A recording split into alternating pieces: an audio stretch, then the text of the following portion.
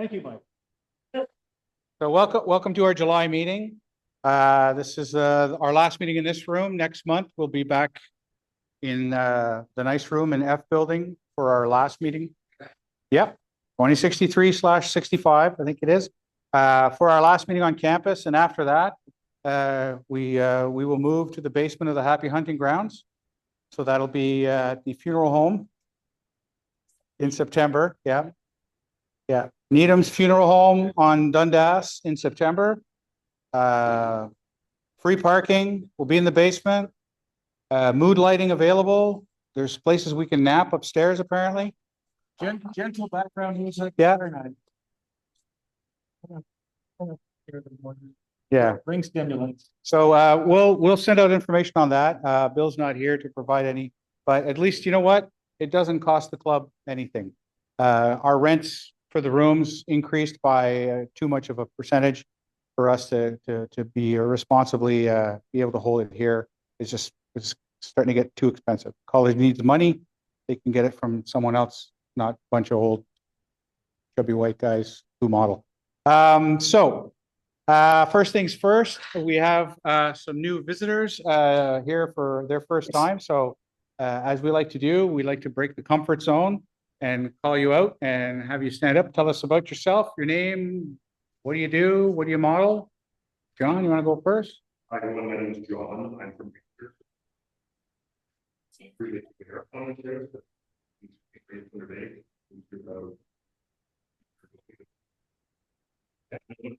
Mostly 40K. Military models. Mostly 40K.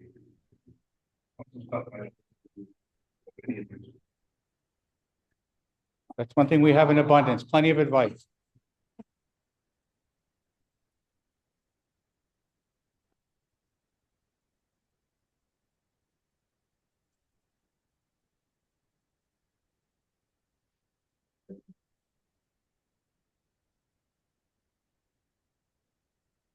Right on. Well, welcome. So first meeting is always a free, try us on, see how we fit.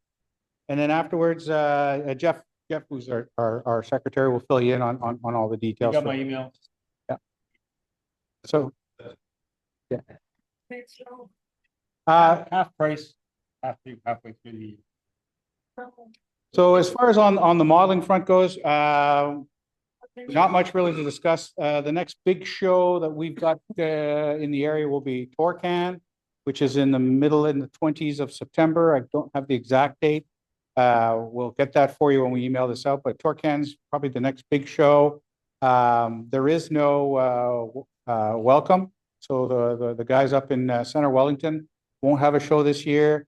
We'll have AirCAD Con in October, along with CapCon is also happening in early October.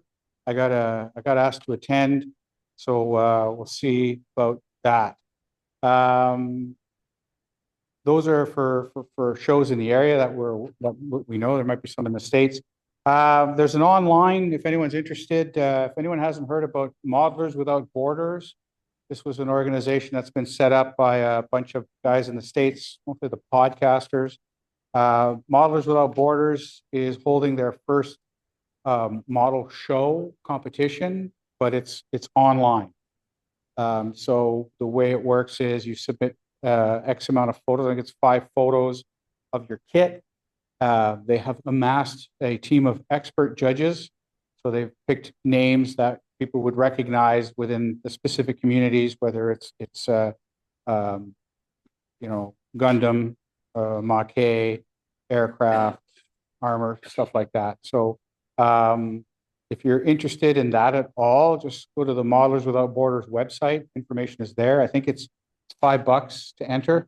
And so that's what they're trying to do. They're trying to revolutionize a little bit how stuff works as far as with the judging and things like that. There's been a lot of talk about judging in the online community. If any of you aren't aware of it, there's been we had a discussion on our podcast. Some of the other podcasts have done it too. AMPS in the States is going through. They've got a whole committee now reviewing their judging criteria to see how that's working out. We've got these Modelers Without Borders. So for those of you that are interested in going to shows, understand that there's probably some changes coming along. I was talking to Carrie this morning or a few minutes ago, and getting old. Yeah, so sort of morning. For example, if you entered an AMPS competition and like, for example, this model kit that I brought in my Panzer II, the top of the turret is open. I did the turret, but there's nothing else on the interior. If you showed up with a turret open, you automatically had to enter that model into the open top category. So even if you could barely see into it, like, it didn't matter. It's ridiculous. So a lot of guys, right? We would just put in some plastic card, paint it black, and just put it up there to hide, or just drop a figure in was the other one. But now they've gotten rid of that. They said, no, if your hatch is open, you won't be judged on your interior, sort of thing. So there's some changes happening. Editorial, I think that's a great idea. They changed it. It was a stupid rule. You're taking that little tank and comparing it to something open top, like with a Hummel or one of the big, World War II artillery pieces that's wide open. It's kind of comparing oranges and tangerines. So that stuff's going on. So if you're interested in that, we got that happening. And then, of course, is anyone going? Are you going to Hampton? Are you going to Hampton to Nationals? No. Anyone going to IPMS Nationals? It's in America. It's in Merca. No one's going to Merca. Okay. Yeah, I was going to go. Yeah.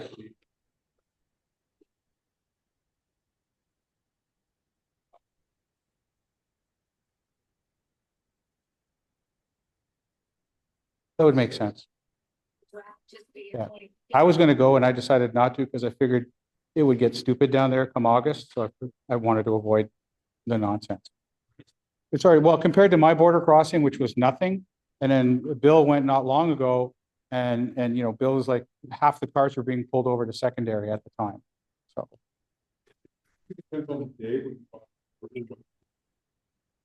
yeah.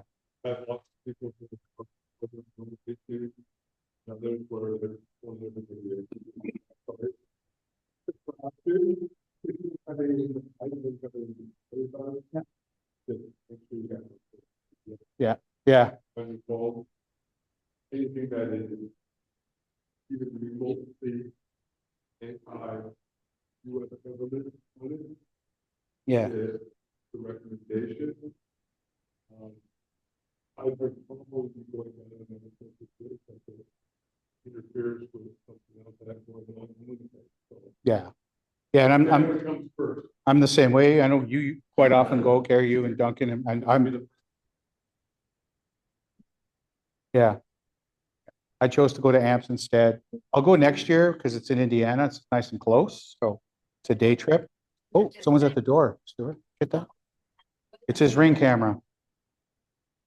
Oh no, prostitute has showed up.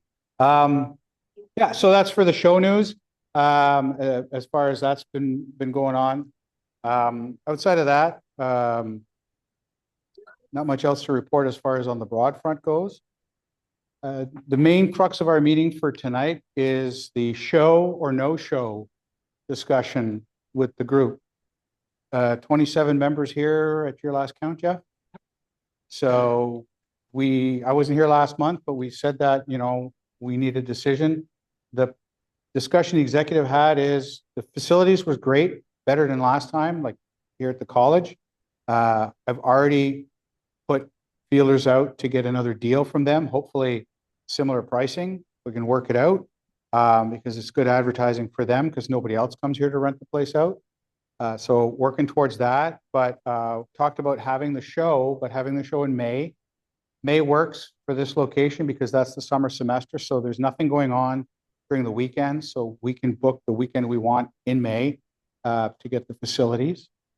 It would be better suited than June. We found out that there's a toy show in Toronto at the same day that we had our show. And there was like 4 or 5 outdoor events going on at the same time. So June doesn't seem to be conducive to us. So we're looking at May. And the weather should still be pretty awful in May, which will mean, right?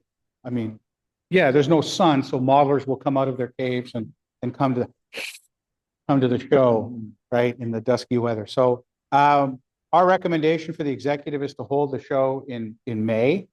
But we need the support of the club because the 5 of us that pretty much ran it can't keep running it like that. There were some gaps and we need more help. It's that simple. The economy didn't help us. The change in date, one of the reasons we talked about holding it perhaps annually is that it's not in the collective memory of modelers right now. There's expectations for certain shows. The big national shows, Heritage Con is always expected in March. But because we've changed the date and, with the hiccups we've had with COVID and the timing, one of the problems we have is that people aren't used to the show being when it's there. So it will be more successful if we continue to have it instead of every 2 years, but on an annual basis.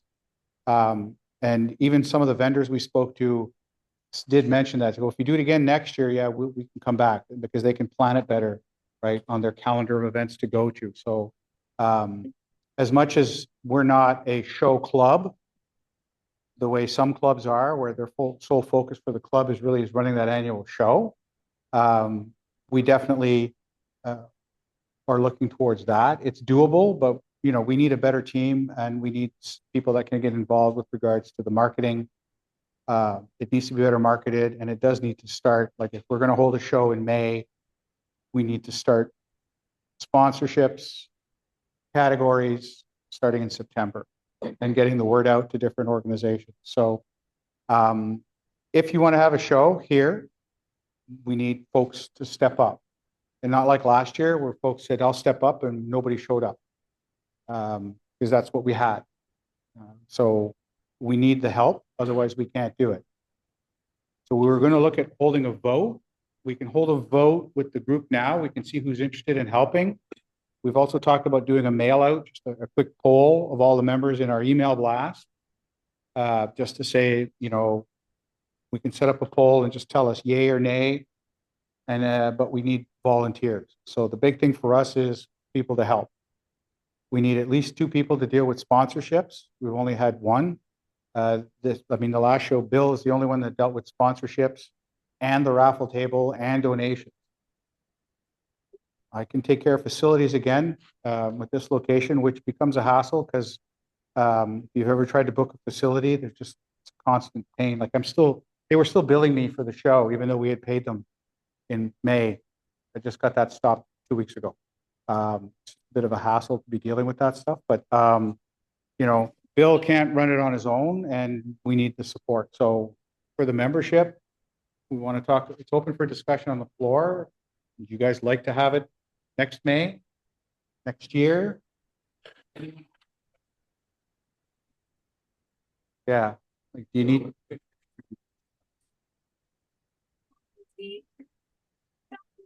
Yeah.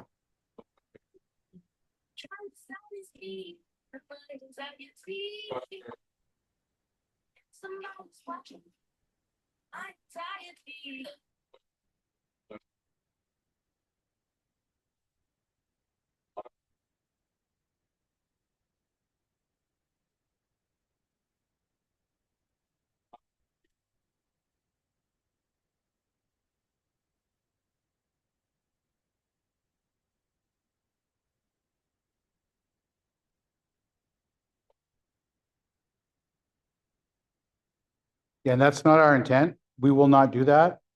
I know of one club where the show is creating friction within the club because it's taking it over. And that's why I use the term, we're not a show club. That's not our function. Our function is the variety of modelers that we have, right? And as Carrie has told us, like we have everything compared to a lot of clubs here.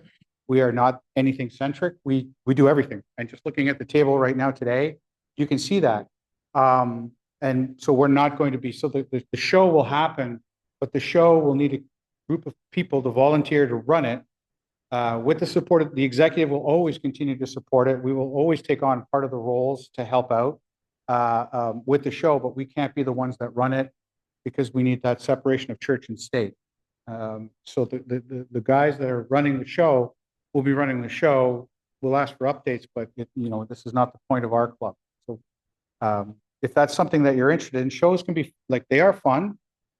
It's a lot of work. I don't mind doing it. Last show was a bit more of a challenge. You know, the one we did before had been, what, 4 or 5 years since our previous show, and that was quite stressful for us because we hadn't done it in so long, but it worked out okay. This year's show was actually went a little better than I had anticipated. There were some definite issues that we need to resolve for the next one. But if we don't hold it annually, the next question is, do we even want to hold a show? We service a pretty good market because really outside of London, there's nothing comparable. There's no auto shows of equal size. Windsor's got their show that they hold. I can just never remember when it is, but it's fairly on the petite side still. So, you know, there's a desire for it. When what's that? Yeah. So at the end of the day, we made some money, not a lot, eh? Yeah. So, yeah. That's, Because start with the float. The float, come back up to the float. Yeah. So we got $150 more than we started. we did not lose money. And we also didn't increase any of our rates, and everything got more expensive. So next show will be more costly for people to attend. We will be increased. It's a fact. And I think, Gary, to your question. Yeah. That was my first question too. The purpose of the show isn't to make money. It's to put money in the bank so we can have the next. I think you know it's $150. Like, that's the issue. Yeah. And that's to Frank's point about us not increasing. That's to Frank's point. This year, we didn't increase any of the rates, so the table rates were the same, even though they're going up. And entrance fees we didn't increase them, even though those are going up. So there's some room there, and the biggest problem was insurance rates. And so we're just gonna do a comment. But I really do think it's a fair question to ask whether we want to do this every year. Yeah. And it's not just because it takes over the club, it's, you know, do we saturate a market? Yeah. Tell me about it. And to me, the biggest question is, if we're gonna have a show, then we need a show committee that is not the executive. Like, we got enough on our plates. Well, that was my point. You know, we need something beyond. We'll support it. I mean, that's the job of the executive, but we need a group of people that are going to run the show and badger the other members of the club to volunteer and help and stuff like that. So, Anthony had his hand up.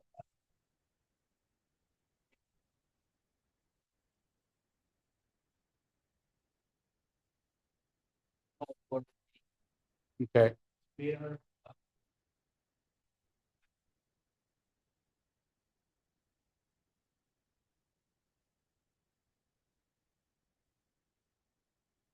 Yeah, we had 313 entries, which was down from the 485 we had the previous show. So entries were down, which is, yeah. So, and understand that entries were down. We had competition, right? There's the big toy show in Toronto, so we had to look at that. People were unfamiliar with the date change. That's where the marketing comes in. We marketed it, but like a lot of the marketing was Bill plastering it, right?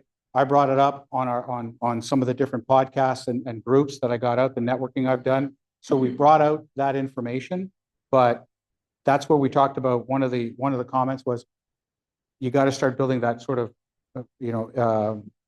group memory that we have. That's the show, right? We all know what we're going to do next year because we all know the shows that we like to go to. You know, everyone knows Wonderfest and Nationals and stuff like that. So, you know, we got to see those things. As far as the drop in numbers, that has been somewhat consistent with a lot of different shows.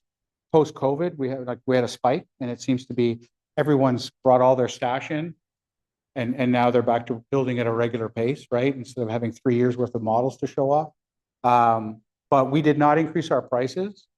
We kept it the same. That was a decision the executive made based on we hadn't had a show in 2 years. We were concerned about what we were going to get in. So we wanted to make it attractive. So one of our selling points was how less than expensive it was, which we had a lot of feedback on.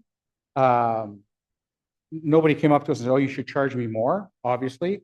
but looking at what everyone's charging, we can charge more. But, you know, we also use Heritage Con as an example, because Heritage Con was less expensive this year than previous years. This year they did $20, all you can eat.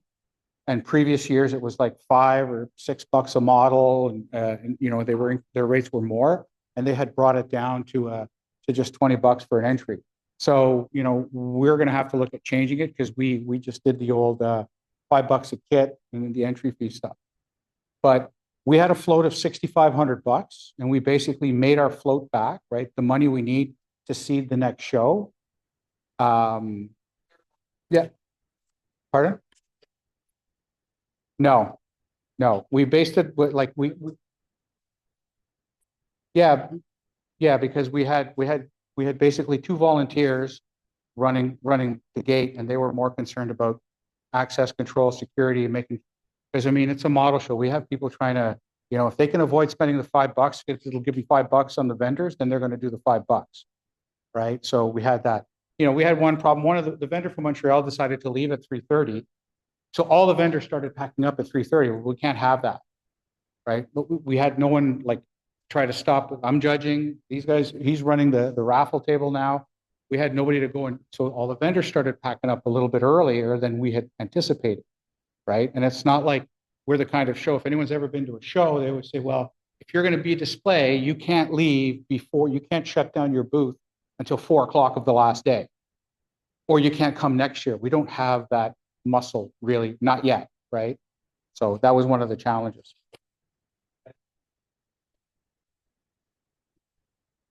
Biggest takeaways was more marketing. Yeah. And we needed to start the sponsorship sooner.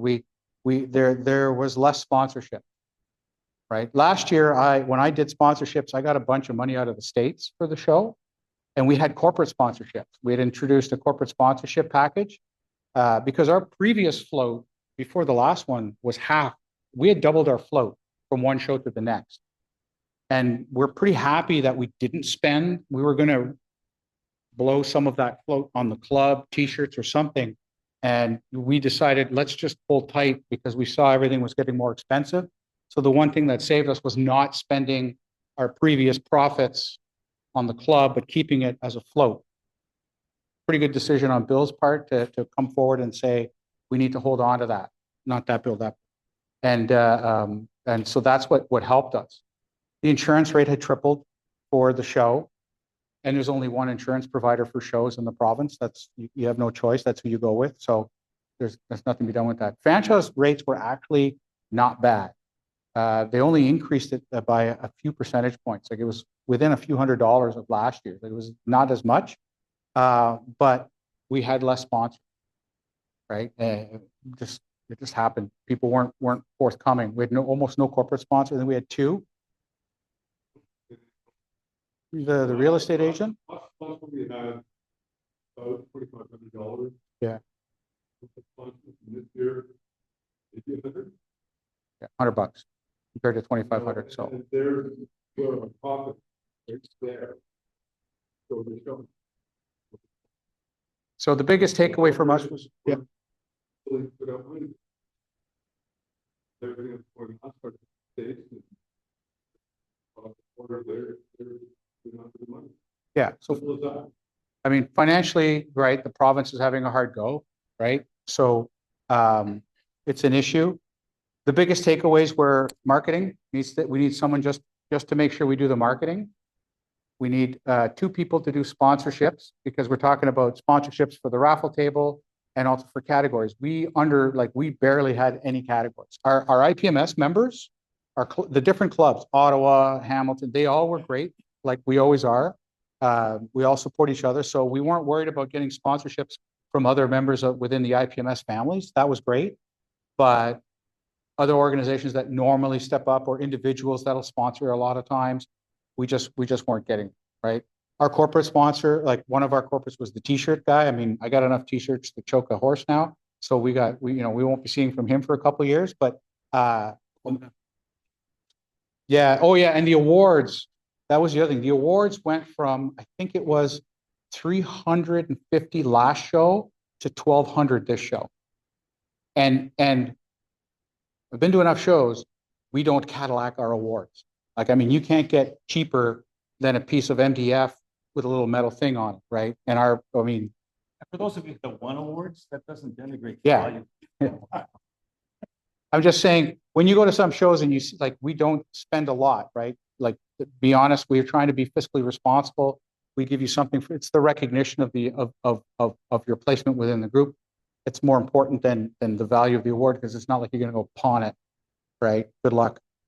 So, you know, we had to get all new medals because we were almost out. Medals were $3 a pop. So, you know, I had to order about 200 of those. And then the plaques themselves were what really, like, I had a major pucker when that bill came in. It was $1,200. And like I said, last show, we ordered the same amount of plaques and it was 300 and something. I tried to go smaller, and the guy's like, if you go smaller, you will save $5 a plaque. So I made a corporate decision and said, well, okay, let's go for the big plaque for the extra $5. So yeah, that was the biggest challenge. You know, we had volunteers who helped. The problem with volunteers is they like to help with the vendors coming in and the vendors going out. But we have a hard time getting some help from volunteers when we're trying to do stuff like telling people where to go, what not to do. You know, the judging went pretty good. Went a little long in a couple of cases, but overall it was a pretty good experience. That's where we got our numbers for entries, was from that. So our takeaways are doable. We will increase our rates commensurate to other shows of this caliber. And that'll help us to recoup. And if we can market and sell it better starting in September, we should be able to do something. We also kept everything at bay, kept everything off the old.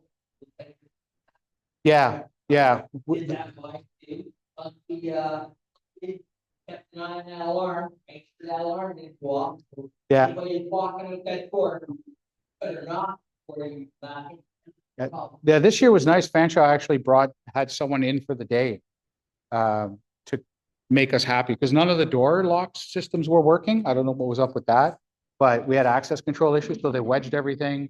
So they provided us with better service, because I had complained about the level of service provided. So if the worst thing was the garage door was beeping, I mean, we overcame that eventually, right? So at least we have a giant garage door to get in and out of. And I also got lots. They were very happy that. Carry them all in. Take them. Yeah, the vendors were satisfied. We've had no negative feedback from vendors. Well, I think some didn't sell as much as they expected, but that's not on us. You can add attendance, economy, their prices. So, you know, yeah, people are tight with their wallets. So again, you know, if you want to know what we need done, that's what we need done. It's a lot of work, and it's not a lot of work. It's a lot of work because it's something that you're going to have to touch at least once a week, twice a week for the next 5 to 6 months. George stepped up later on in our planning, and he saw what it was like, the volume.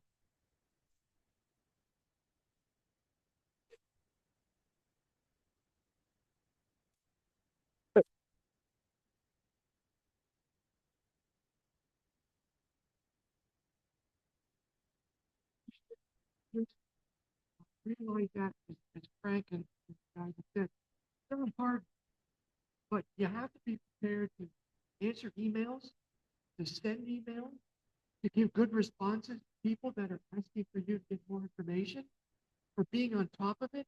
It's not something you can just say, well, I'll do it on Sunday. Well, some people don't like it when you wait a week to answer the question, how can I be a sponsor? Let's answer them right now and say, here's some great information. Love to see you sponsor. So if you're considering getting involved, you have to be involved. And it means emails, writing a letter maybe, making phone calls maybe, local, talking to people, jumping up some enthusiasm, and asking or getting feedback from, for everybody, who can I contact? Who might be interested? I mean, who would have thought a funeral home was going to be a corporate sponsor? We had a real estate company to put in a corporate sponsor. So you need to think outside the box sometimes and be aware that let's face it, social media is just so big. A lot of this contact is through social media. Who are the clubs that have Facebook? Who are the clubs that have websites? How do I get to, how do I reach out to? So those are the kind of things that are gonna have to be done, be successful. And if you're considering being involved in those areas, that's kind of what you're gonna be looking at doing. Not just, meeting once a week and saying, oh, what should we do? No, here's what I've done. Here's who I've contacted. I don't want to be a downer, but I'm just saying, that's what's gonna make a really successful. That's what's gonna make a successful show. Thanks, Debbie Downer. And everything is set up, like we have pre-written emails, you copy and paste. We've got mailing lists with contact information from previous years. All that stuff is there. The initial part of it is the easy part. It gets tougher afterwards. The work is involved when someone writes back, says, hey, like I dealt with Squadron Hobbies. Everyone's heard of Squadron. Squadron gave us probably about $300-400 worth of kits last time. And I talked to Josh and he's like, I told him, I said, I was gonna call you to sponsor. He goes, well, we'd love to sponsor you, but nobody from Canada buys from our store anymore because the shipping costs are stupid. I said, exactly. So I'm not gonna bug you to sponsor us if it's not gonna help your business, right? But we reached out to, we try to reach out to Hobby Sense in Winnipeg and guys like that. And they do sponsor us. In the Windsor area, there's a hobby store, reach out to Cooper's and stuff. But sometimes it's a matter of doing a scan. Like when I was doing sponsorship, I reached out to Ants in the US.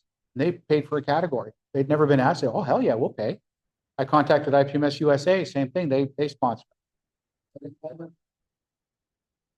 Yeah.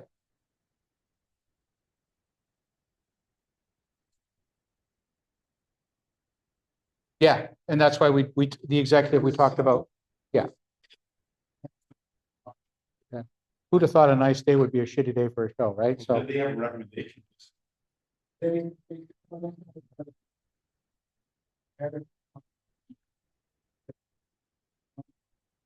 yeah, so we're looking at May. So Yeah. thank you, George. Thank you, George.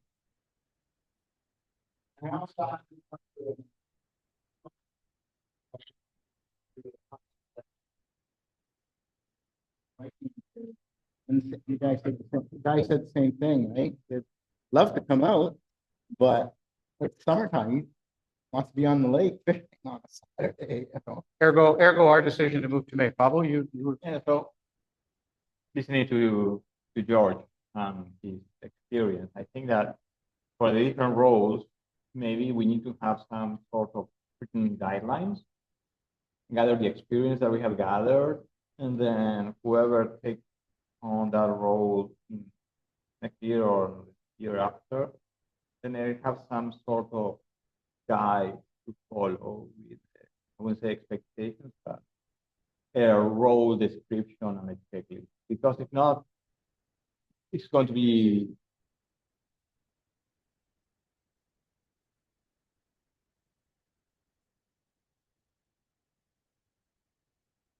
yes, but those have names. The other thing is I'm saying, okay, what do you need to do? You need to do this, you need to send an email, you need to be ready to answer an email within a week.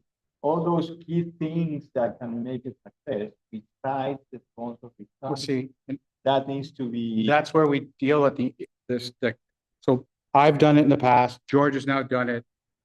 Our entire executive, Bill's done it. We'll provide that guidance because the executive will still be there to provide that guidance, but you're right. But it's also for those who will take over to do the show and then work out their own steps on how they want to do it, right? Because what we've done is effective if we have people that can do it effectively. Like when I did sponsorships, that's why I didn't do it. It took up a lot of time just because sponsors have a lot of questions, right? And the emails are easy because they're all like, my biggest issue was going into Google Drive and copying and pasting the responses to them and stuff like that. And it's really the hand holding. Everyone wants to feel special, right? Your $50 is the most important $50 that is being donated to the show. I am eternally grateful to you and may I name all my children after you in the future, right? My first son is Carefree and my second son is Hobbies. And, we'll do stuff like that. That's the kind of thing that you need to do. But we can provide that. I think that would be a basic level of expectation of what you need to do and how you do it. Yeah. Then, yeah. And we've already got a lot of that already done. And then this is the first time we did it back-to-back years. This will be the first time in back-to-back years, at least in like memory of most of the guys here. I mean, the club's been around this was our 35th year, I think, as a club. So our 35th anniversary this year. Yeah. Personally, I think that every other year would be good from the point of view of let people rest, let all the sponsors. Problem is nobody else does it now. Even Ottawa's going to be going year to year. So that's, the business model seems to be, if you don't do it that way, then you're kind of playing with fire for the following year because they're going to go somewhere else or, well, I was just at Heritage Con, but when the expectation is there's sort of an annual show schedule. It's like a traveling salesman, right? He knows all the different shows you want to go You are to. answering already the question. Yeah. You are putting it to everybody if it was on one or two, you're saying it has to be one. Well, And there's no question. Well, the thing is if the club says they want to do it every 2 years, my answer is, okay, do not expect Oscar award night. Understand that if you want to do it every 2 years, the group that are going to be running it will have those challenges. That's all. And then, that's. Yeah, and it's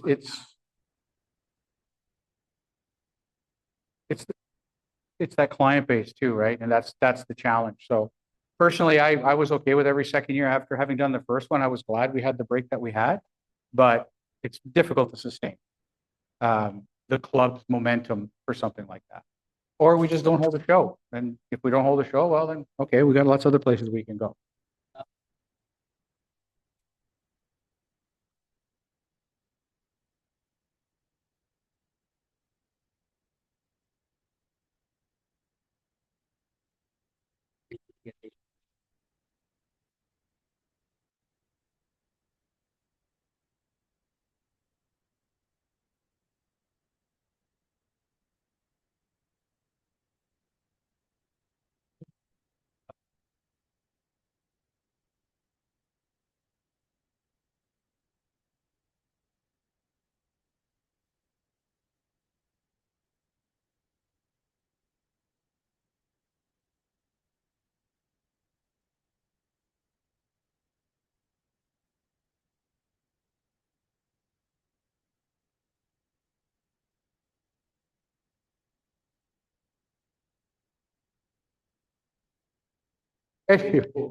Yeah. I think we'll hold the vote.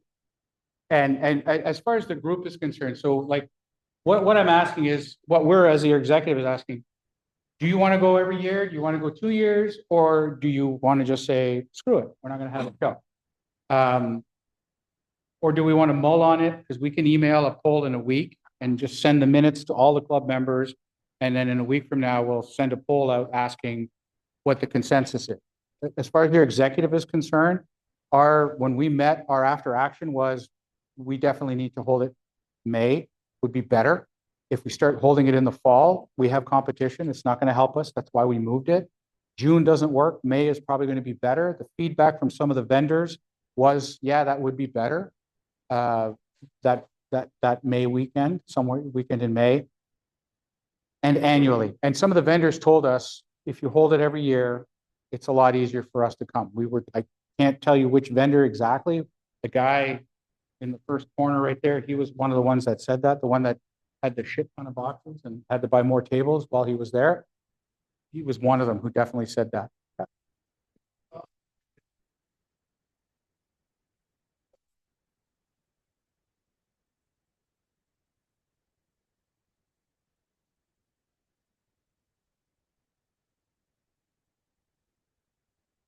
The only thing I can tell you is nowhere in this country are there model shows after October and before about March. Gary, you've been on a lot, anyone? Unless you travel to England. Yeah, there's and in the southern US, where they only have 2 seasons, right? Construction and summer. I wouldn't do it. I wouldn't hold it in November. The weather's too unpredictable. Yeah, if people come out, think about it. It's sunny. I want to barbecue. If it's a snowstorm, you know what people are like now. Freezing rain, forget it. I'm done. That's why, right? It becomes too unpredictable. And like you look at it on a national basis, nobody holds anything after October. The last show we usually have is AirCAD Con. That's the last one, and then we have to wait till we get Heritage Con. I wouldn't be surprised if to some extent that ties into people spending money. Not gonna spend it on hobby. Yeah. So that kind of thing. Wouldn't be shocked if that was the option. Yeah. And we thought about it. I mean, you know, Ottawa's pushed into October now, right? I talked to Glenn and they don't want to go any deeper into the off season more than that. So let's do a vote. Basically, do we want to cancel the show? Who would be for no show? Huh. Cam? Is that a question or no show? No, that's. Okay.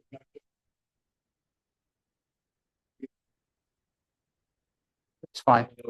Okay, so a couple guys are for no show. What about every other year? Okay, so every 2 years, who's interested in every 2 years still?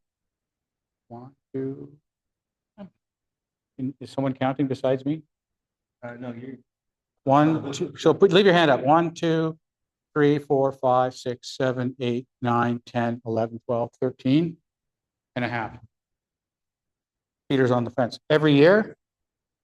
1, 2, 3, 4, 5, 6 and a half for every year. Now, we have a better turnout than any election, obviously, in this country, right? Because usually it's 30% shows up to vote. And we're at about what, 40% of the people are here. So if that's the case, then we'll do it every 2 years. What's that? True. If you would like me to run this club like Putin, no problem, because we're going to be bombing IPMS. You've also got a hybrid cost, wait 2 years, your next. Real big. Yeah. You can even announce that. Yeah. We're gonna be. It's so close now. To do something in 26, I think you've already missed one. Like, if you're gonna do something in 26, you need to be in full force of court. Flyers, the whole 9 yards, all of the decisions, all the information. Because people. Well, we can be though. Build We can be ready to advertise from Torcan. That's not an issue. The facilities I've already started the facilities arrangements for next year. Like I've already made the ask. I've already suggested a couple of dates. It's summertime at the college, which for those of you that have worked here know, nothing gets done. Especially now. Nothing gets done, but I've already made export for next year. So we can be ready. The flyers, that's Steve Marshall, takes him like 10 minutes. He has the flyers the next day. We can be ready for a show next year by September to advertise. That's why I said September, because we've done this enough times. If you ever, when you get access, if you volunteer to the Google files, it's every show for the last 20 years is listed there. So, but as it stands right now, right, we're looking at, you guys want to keep it every 2 years, and that's what it'll be. And I'm not going to discuss it any further until next year. Pretty simple. And I'll cancel the college and we'll go from there. But well, I'm more concerned about how our float's going to stand up in 2 years from now, what it's going to cost is going to be, right? But then we just got to make whoever's going to volunteer. The understanding is next year when we do the ask, be prepared, because if we don't get volunteers, there won't be a show. That's my thing. My disappointment is more, we ask for help, we get told we'll be helped, and then we're not. It's the same 5 guys that are meeting every other week running the show. And, you know, we got stuff going on, and it's hard for us to do everything at once. So.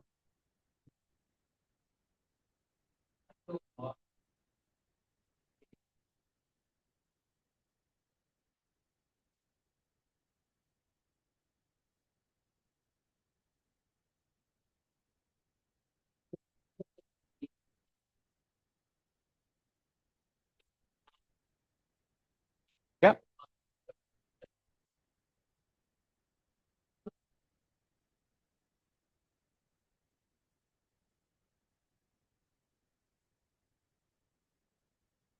Yep.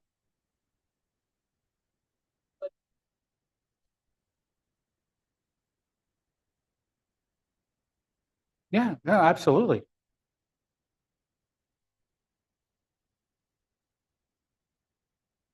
I got you. Well, that's why now you won't have to worry about this for at least a year, which is nice. Yeah,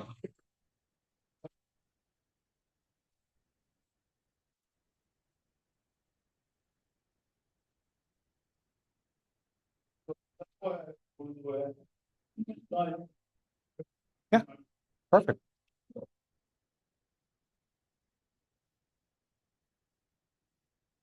Yeah, absolutely. Yeah. Yeah. I got my little group of guys that I take to shows, right? I take Bill, I take Steve. Sometimes Mikey comes along. We do the road trip, right? We bring cough syrup and aspirin and have a great time. Anthony?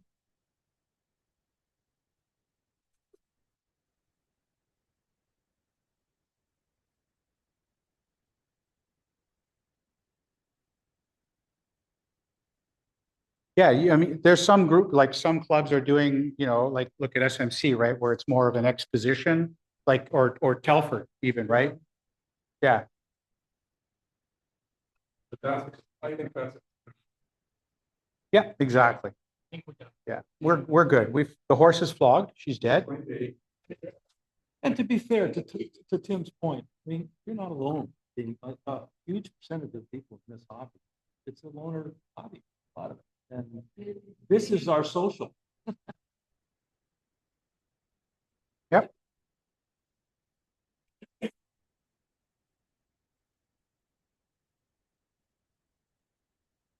And Tim, But I think, just to finish that thought, I think, one of the reasons why those of us who do the show thing get frustrated is because us doing this stuff takes us away from fun. yeah, We wouldn't mind sharing that burden a little bit more, kind of yeah. what you're hearing. Our show is my least favorite show because I've worked it the last two shows. And yeah, and for me, it's vendors and friends, right? I like to go shopping because there's always good stuff. And then I like running into George out in Hamilton and then, right? What'd you bring, George? And then give him a hard time for the rest of the day and stuff like that, right? Or going and seeing Stuart and Jeff, and then Jeff rides me for the rest of the show. That's the fun part for me. So we're good. That's great. Yeah. We're yeah, it is. We're good. So that settles that. What's that? Oh, yeah. We've got a couple of announcements from the half and half guy. He voted half for one, half for the other. Peter's got a couple of announcements to make. Okay, a couple of things. Neo Tokyo will be moving into a new place, much bigger place. And that'll be about September, not too far from from the old store. Like I say, we're hoping for September. One thing that we might be doing, if we do have a room, is doing an airbrush room for people wanting to learn airbrushes and that. And some couple of our customers have mentioned about doing demos. Right now, we're looking at the beginning of September for that. It's on Hamilton Road, basically opposite Pegler Street, which is just a couple of very short blocks short of east side of Rectory. The second thing is next week, we're just waiting for it to be shipped. It could be on its way today. We will have restock on GSI paints next week. The one thing that didn't show up is the jars of Mr. Color Surfacer. The crocodile tears, as people call them, from what it looks like, we're getting all that we ordered of the leveling thinner and all the other thinners. Yeah. You too.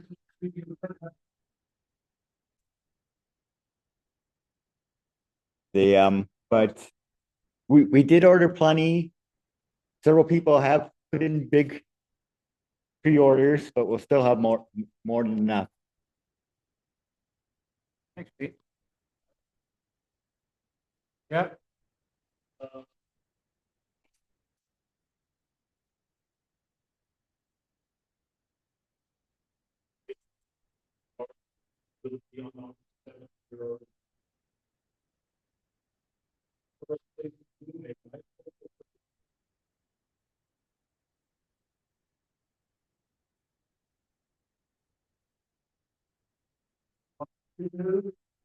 What's the pay they had two different locations.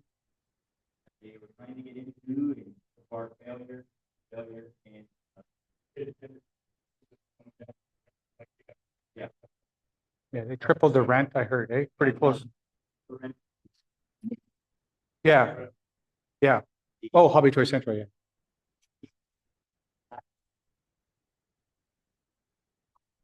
That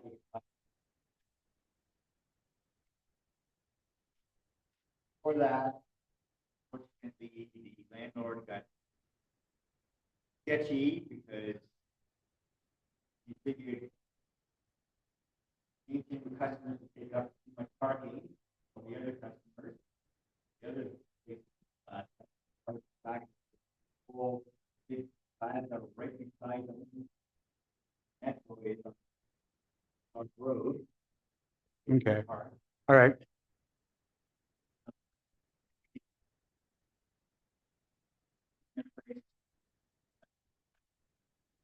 So it is. We'll hear more, I'm sure.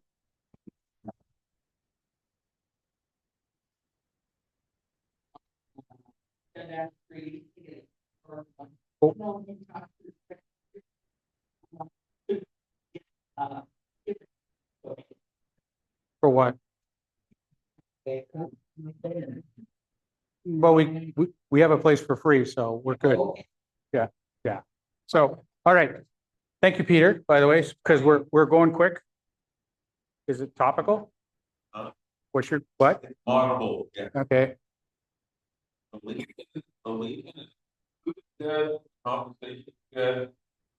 Just fun to come up with bullshit. That's the reason I go. okay. Right. All right, but that's off topic. So we'll talk about the table now, since we're getting close to the end of the meeting. Did you, no tickets, eh? Never found the tickets? Okay.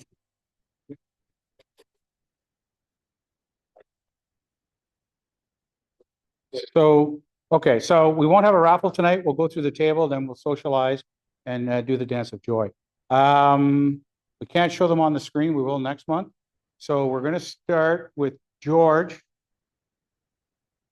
and his vintage Heinkel HC 117. George, tell us what you brought.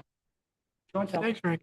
Like Frank said, this is a vintage Airfix kit. The original molds go back 54 years old. It was all raised panel lines and raised rivets, which were a little excessive, but I didn't want to start from scratch. So I just sanded them down a little bit to make them less obvious. That worked really well. Plastic was a little wonky. The kit is right out of the box. I didn't do anything to it other than put it together and slap some paint on it. It's a Henkel HE 177, developed in the late 30s. For those of you that have, an interest in me boring you about history, Luftwaffe was really into dive bombing. And they thought, well, if we build a big bomber and it would dive bomb and obliterate a target in one pass. So this bomber was built to fly faster than most fighters at the time. It carried 2 tons of bombs. It has 4 engines. There's 2 V12 engines attached to each propeller. The problem was they caught fire all the time. Because of the excessive heat, leaking, oil, et cetera, they caught fire, they overheated. It was a disastrous design. Pilots that flew it had a name for it. It translates into flaming coffin.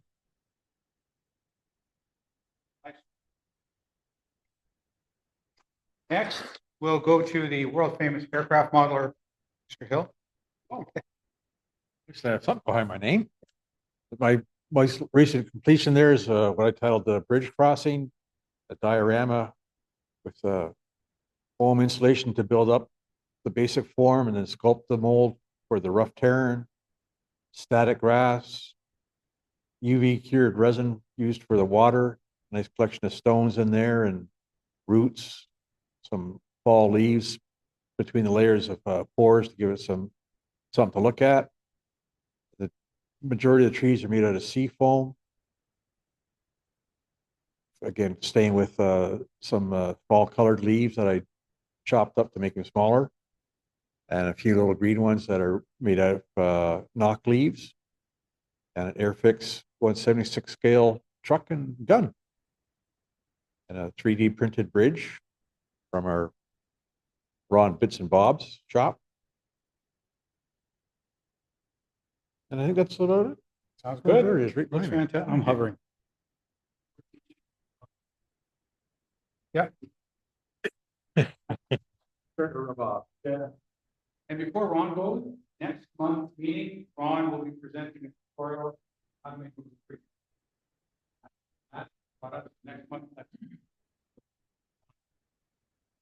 Okay, I have finished, just about finished making the Machine and Krieger 1/20th scale ice music. Powered armor suit. Just have the glass to put back in and some touch-ups on the paint and whatnot. And then I've been busily designing and 3D printing this Machine and Krieger version of a Kettenkrad. So that's been a lot of fun to design that. And basically what you see there now is the beer hull. There's going to be a whole bunch of stuff added onto that to bulk it out, to make it more rounded and sort of the organic shapes that you see in the Machine and Krieger stuff. So that's going to take a little bit of doing, but it's a lot of fun.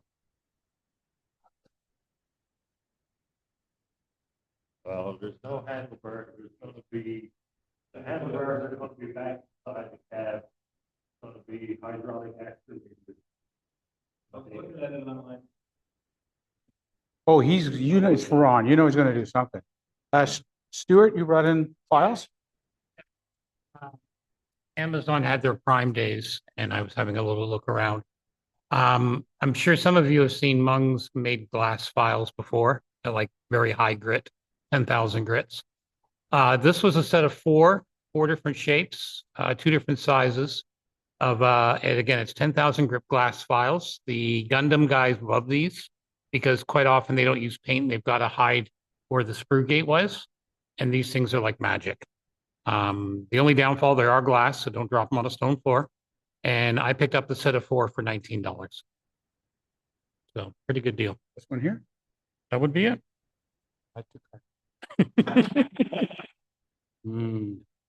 Delicious. All right, next. There we go. And purchase. Next is the aircraft. Oh, yeah, not broken up, just not quite yet assembled. Yes. Pablo in progress. So that's the Sanger Contrail Blenheim Mark 1. I bought for $10 at the show.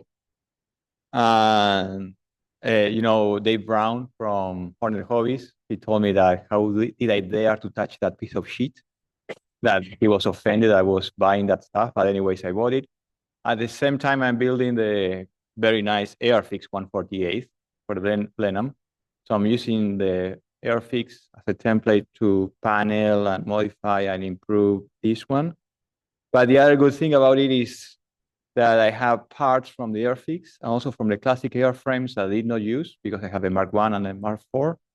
So I'm going to use those parts I have on the table to make this one better. And as it is a Mark 1 and I'm going to do a Mark 4, what I did is I took my classic airframes already built plane and I dunked the nose in plaster of Paris. And then I made, with that plaster of Paris, I made a master. And with Anthony in the coming days, we are going to be making the glazed nose for the Mark IV. So yeah. And the other thing I want to say is that this is my fourth model where I am building now with better techniques and more experience. The same model that I built when I was a kid, but now properly. So for instance, I have the Matchbox 109 at home, and then I built the Tamiya one. And then I built the old Blenheim from Airfix in 1/72nd, Now I'm going to build exactly the same one. It's going to be the French from North Africa, Lorraine Squadron. Melted car.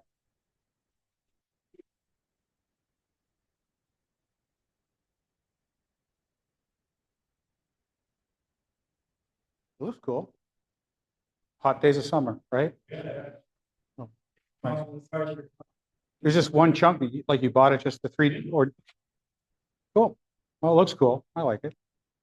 I'll go back to the corner, go see Anthony.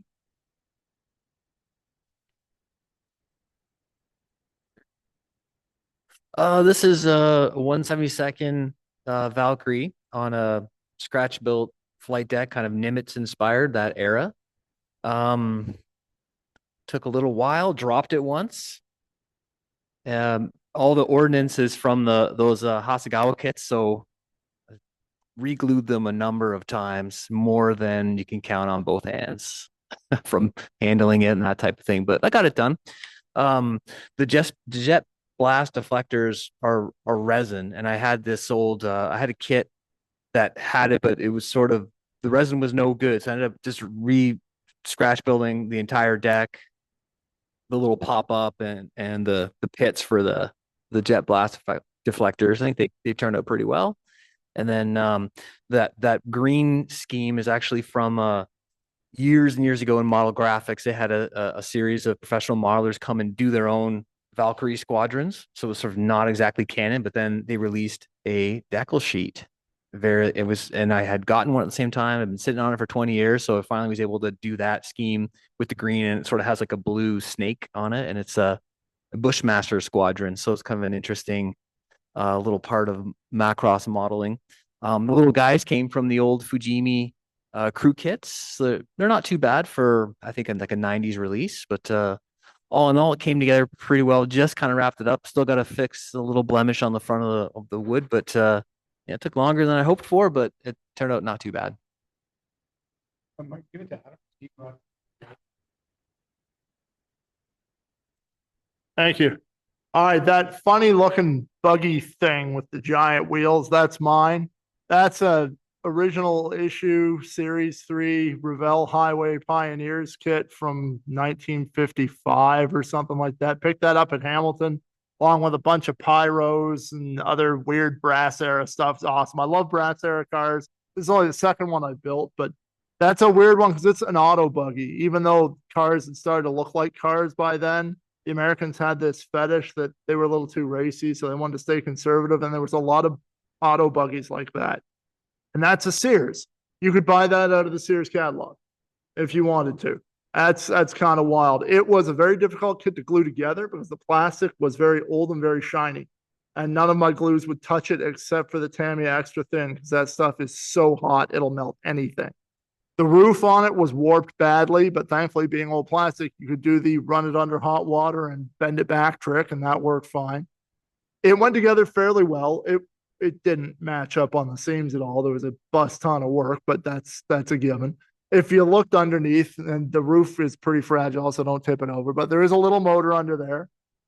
I used some elastic thread for the drive chains, and I came up with a new way of doing the wooden floor, and I was pretty pleased with it. So I don't know if it would be painted or not, but I wanted it to look like wood. So I took some SP Daylight Orange train paint and I put it on, and I noticed it was really gummy and sticky. I'm like, oh crap, it's too thick. And I thought, hey, wait a minute. So I just kept brushing it and I built my own wood grain into it. And then I washed it with some Game Chamber colors. I think it was Devlin Mud is the brown wash I use.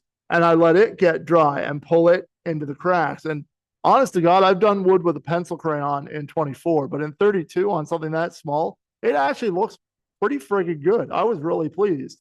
I made my own sort of vinyl leather top texture on the roof by just taking some aqua gloss and spraying it on at low pressure so it would form sort of like bubbles, and I'd leave it.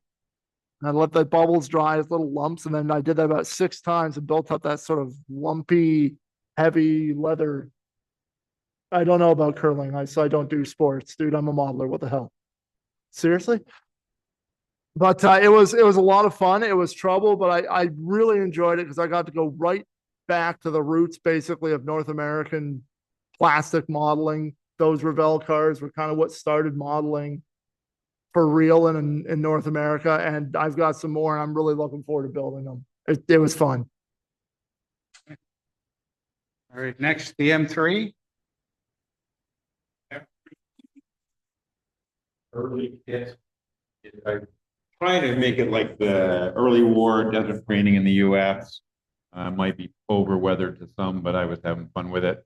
Let's just say mistakes were made, lessons were learned, but it's a decent kit, even though I maybe didn't pull off quite as good as potential, but very happy to do it.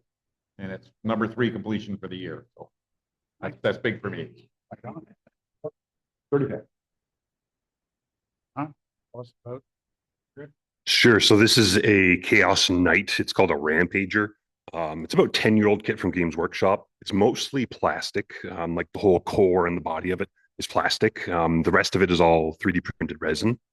So like Pauldron there from Judge Dredd, 40K is kind of loosely based on Judge Dredd from a long time ago. So that's from Judge Dredd on the side there. And then the other side, all the skulls are all 3D printed. The tusks are 3D printed.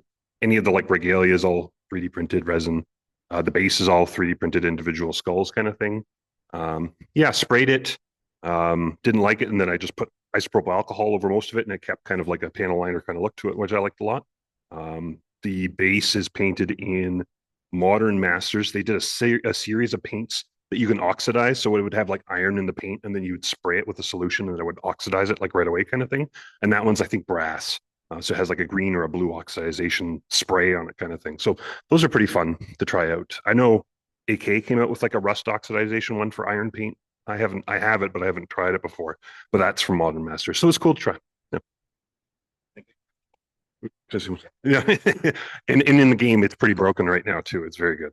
One other thing I just wanted to say thank you for the hospitality with the kids table sort of thing. I have a 6-year-old and a 3-year-old and another one on the way. And my 6-year-old had a lot of fun getting the free kit sort of thing. He has leukemia, so it was really nice for him to have fun and be able to go to do that. So thank you. Awesome. Great feedback. Appreciate that. Carrie's back. Carrie? That's okay. This is the ARMA model 148 Hurricane 2B. It's done up in RCAF 402 squadron markings from like 1943. Built out of the box. It's a beautiful kit. If you have any interest in hurricanes, probably the one to pick up. Rumor has it that they're doing a Hurricane 1 at some point this year, but we'll see. This kit was built originally, those of us who are going to the Nationals, there's 4 or 5 of us, we decided last year to do a kit build. So far, 3 of 5 have done it. So that's pretty good. That's like Canadian election numbers. Thank you.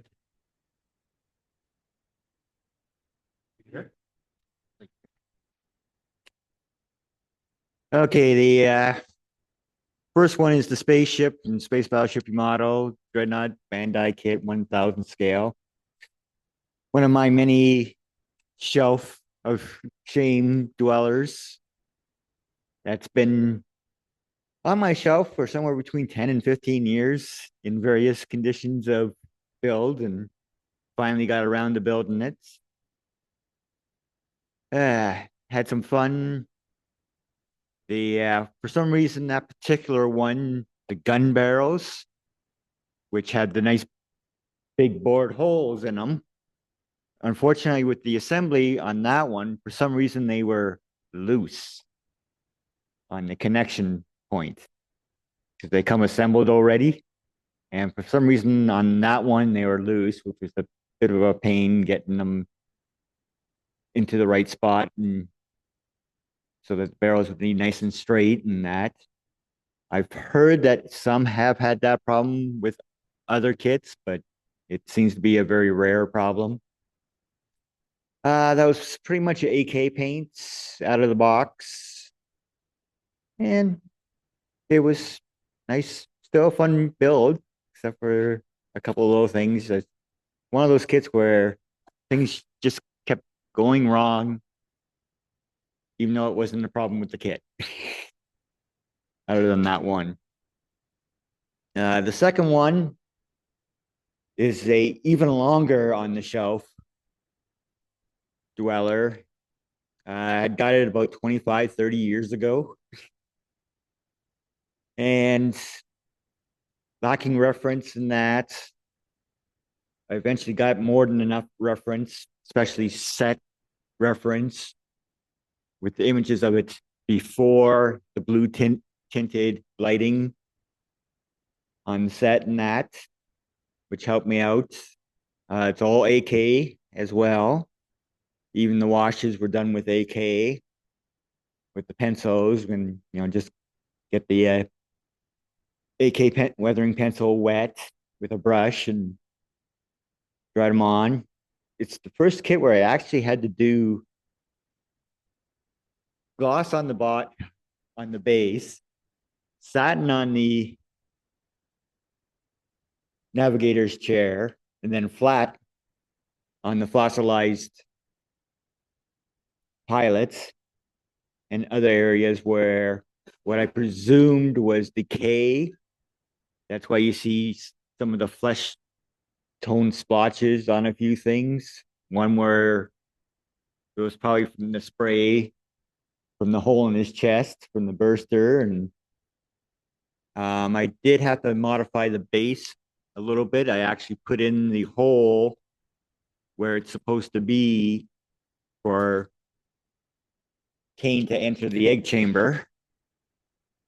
I will have to still do the astronaut or the Nostromo crew and the rig, but I got more than enough reference to do that. I got to modify the crew and figure out somehow a way to do the glass shield on their helmet, because it was just sheer vinyl on that one. But other than that, took a lot of iterations getting everything done, and I'm finally happy with it. I also might wind up doing the walls and do it as a semi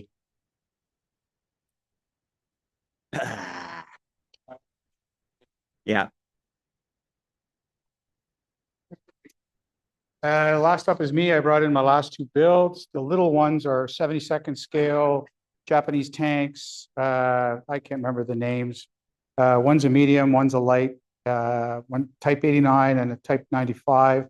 So I made a little dio base. I used a jute cord to make the grass. So I wanted it to look like one was kind of getting looked after and the other one was covering it out in Manchuria somewhere when they were having their fun in 1938, 39.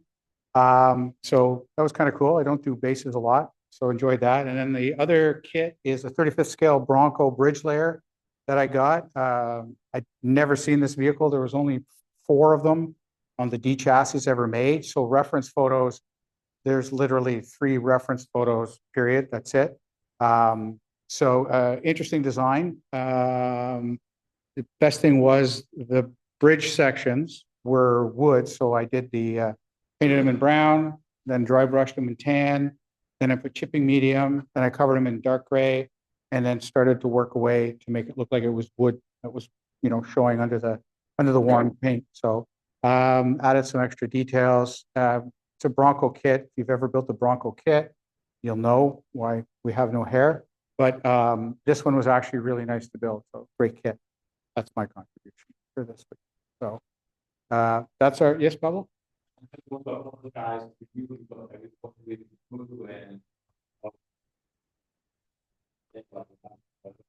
No. Oh, no problem. No problem. We're good. I still date you, Pablo. So we've got some magazines to give away. Jeff's got some mags if anyone's interested up here.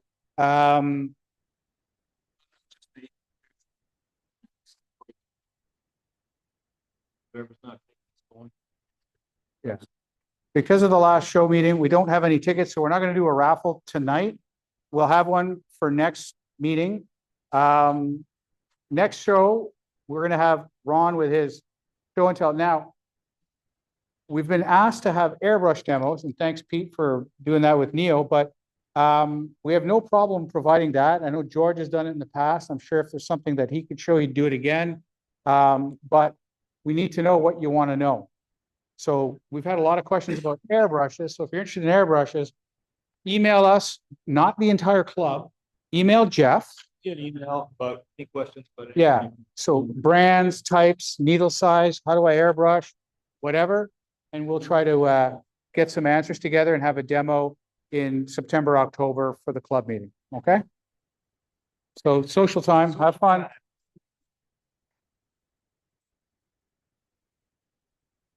Okay, that's it for tonight. Bye.